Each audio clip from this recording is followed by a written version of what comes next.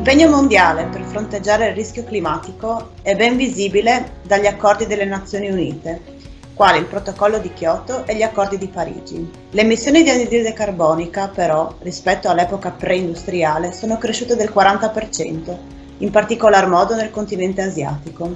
Per raggiungere l'obiettivo emissioni zero entro il 2050 è necessario triplicare il tasso di riduzione di CO2. Il costante aumento di combustibili fossili e l'innalzamento delle temperature causa fenomeni meteorologici sempre più potenti, rischiosi ed estremi, come frane, alluvioni, incendi boschivi, ondate di calore, deficit idrici, siccità e desertificazione, nonché l'estinzione di migliaia di specie animali e vegetali.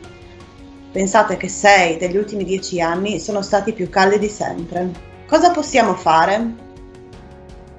Proteggere il pianeta e preservare la biodiversità tramite il rispetto ambientale e le attività di smaltimento green, quali la raccolta differenziata e il riciclo, di spostarsi il più possibile tramite mezzi più economici ed ecologici.